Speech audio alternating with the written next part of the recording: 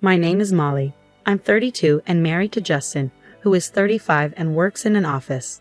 I work from home as a freelance fashion designer. My work was a bit up and down at first, but then I got a big project with a great paycheck. With that money, Justin and I moved into a fancy high-rise apartment. Since I wanted to live in such a nice place, I agreed to cover the rent myself. Justin was really happy about the new apartment, and I thought our future looked bright, but then something unexpected happened. One day, Justin brought his 65-year-old mother, Betty, to our apartment. Her husband had died 3 years ago, and she had been living alone since then. Hi, Molly. Hi, Betty. It's been a while. What's up? Well, she wants to move in with us, Justin said awkwardly. Why? To my surprise, Justin explained that Betty's house was old and falling apart. She didn't have much money and needed a temporary place to stay. Oh, I see. I understood but wasn't thrilled. I thought of our apartment as our cozy space, and since I didn't know Betty well, she felt like a stranger. I was hesitant about having her move in. Her house is in bad shape. I'll help her find a new place soon. Justin begged me to agree. Okay.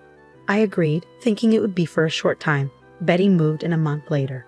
Thank you so much for letting me stay in this amazing apartment. No problem. Make yourself at home. I greeted her with a polite smile, though it felt forced. Sorry to ask right away, but could I borrow some money? Huh? Money? After Betty had just settled into her room, she asked me for a loan. I was surprised by how direct she was. Yes, I've been seeing the doctor a lot lately, and it's been expensive. I just need a little help, please. How much do you need? About $300 for now. Considering her age and possible health issues, I understood that medical expenses might be high. Okay, I took $650 from my purse and gave it to her. Later, Justin asked me for advice, and I felt uneasy, wondering if it had something to do with Betty. You know, we should get a new car. I was so surprised I nearly fell off my chair. What do you mean? We bought a car just 2 years ago. But it's too small. We need a bigger one. I didn't see why size mattered. The car was fine for the two of us, or three, if we included Betty. Why did the size matter so much? I mean, my mom doesn't like it. Why? I don't understand. I didn't understand why Betty was complaining about a car that wasn't even hers. She wants a fancier car, like a Mercedes. Huh? I was completely confused. What a ridiculous idea. We can't afford a car like that. Who has the money to buy a new car just because someone doesn't like the old one? Does Betty even have a driver's license? I'm not buying an expensive car. Tell her no. I quickly turned down the idea. I couldn't see why Betty cared about the car. Then Betty asked me for more money. My medical bills have gotten even higher, and I'm behind on payments. Can you help me again? Should I be worried about your health? I asked her. Betty paused for a moment and said, Not really. I'm just feeling a bit down and having trouble sleeping. Therapy is really expensive. I'm really sorry. I understand. So how much do you need? About $1,000 for now. $1,000. I was taken aback. I didn't know much about therapy, but that seemed like a lot. I'm sorry, my insurance only covers a limited number of sessions. After that, I have to pay half the cost. Okay, I'll get it for you by tomorrow. Even though I was shocked by the amount, I tried to accept that therapy could be costly, but Betty kept coming up with new reasons for needing money, like medical bills and travel costs to visit sick friends. When I realized the total had exceeded $5,000, I was starting to get really frustrated, even though my job was going well. Then I noticed something odd.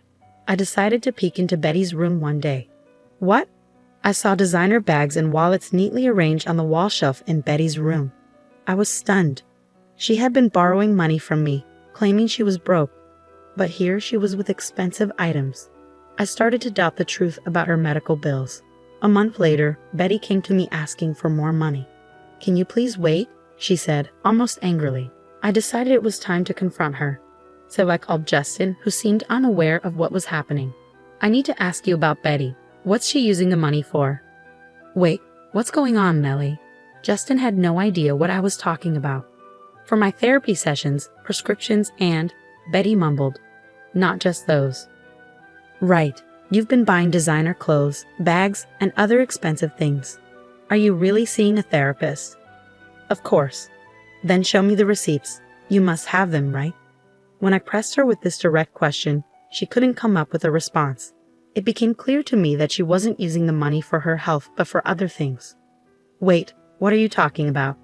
Justin was still confused. Betty has been wasting the money she borrowed from me. It's over $5,000. Even so, you're being too harsh. Can't you talk to her more gently? Justin was clearly siding with his mother. I don't have receipts. I was using the money for shopping and eating out with my friends, Betty finally admitted. I've noticed you seem relaxed and not at all depressed, even though you claim to have no money. If you were lying, please pay me back right now. Betty looked at me with desperate eyes. Wait, I can't come up with that much money right away. I've had enough, I said, pointing at her room. You have so many designer items. Sell them all if you need to, or move out. Justin, defending his mother, said, Hey, you're being unfair. She deserves a bit of luxury too. I wouldn't call it luxury. You've borrowed over $5,000, and it's wasted. It feels like a scam. You're being disrespectful. Don't act so entitled just because you're living here for free. If you're not happy with this, you should leave. What? That's nonsense. I was furious, almost ready to explode. I glared at him with intense anger. Did I say anything wrong? You're the one who brought Betty here. You just stay at home and do nothing. Who do you think made it possible for you to live in this nice apartment? I yelled, You're so arrogant, it's infuriating. Get out now. He was enraged. Fine, don't regret this.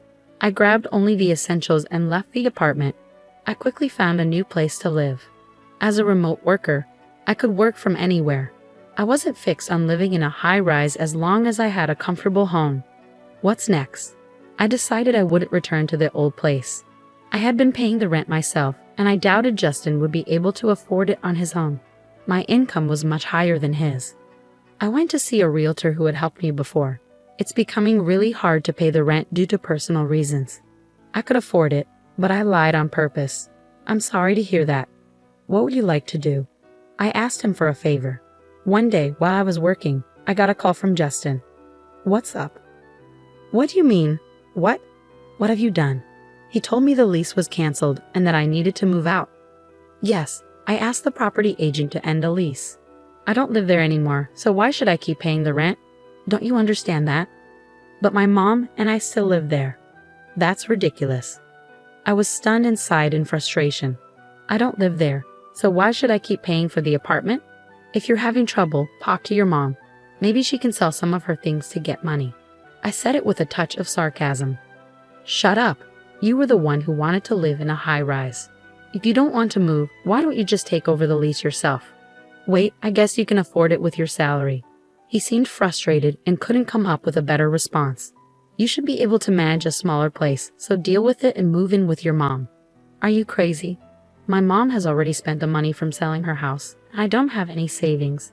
How am I supposed to find a new place? That's not my problem. I was surprised he had no savings, especially since he'd been relying on my income. I realized how irresponsible both he and his mother had been. You brought this on yourself. Figure it out from now on. Are you saying we'll be homeless? You're still my wife. I told you to deal with it yourself.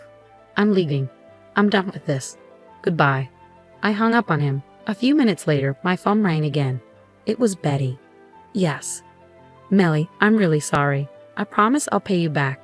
Please don't kick us out. She pleaded, her voice trembling with tears. I was surprised and felt a pang of sadness. I don't want to punish you, but you need to live within your means. If you only have a small retirement income, you should adjust your lifestyle accordingly. If you want a higher standard of living, you need to work for it. As a freelancer, I understood the harsh reality of working hard to afford a certain lifestyle instead of relying on others. It was my fault. I'm sorry. Please don't let us end up on the street. I'm sorry, but that apartment has already been leased to someone else. You really need to move out. This is a matter of regulations. I coldly rejected her request and ended the call. Later, I learned from the realtor that Justin and Betty had begged him in tears to keep the lease. However, he told them a new tenant was moving in soon, and they had to leave. Even if they had stayed, Justin's salary would have barely covered the rent, leaving them unable to afford anything else. It was absurd for them to rely on me while I was paying the rent. His stubbornness had led to this situation. I heard from acquaintances that Justin and Betty couldn't find a new apartment. They were moving from motel to motel because Justin didn't have enough money for the broker's fee or deposit, and no one was willing to be his guarantor. Although he could have used a guarantor service, he still needed the money for the fees and deposit. Betty's short work history meant her Social Security didn't provide much. They were even struggling to afford food. They had brought all this trouble upon themselves. On my side, I landed another big project and became financially more stable. Looking back on our marriage, I realized that relying too much on one partner, whether financially or otherwise, is not sustainable. When one person depends completely on the other, it can lead to major problems when things fall apart. As a result, Justin and I ended up separating and eventually divorced. Our feelings for each other had faded, and there was no reason to stay together. Now that we're no longer together, I feel a sense of relief. If I decide to marry again, I'll be more careful in choosing the right partner. The divorce gave me valuable insights and new perspectives on life.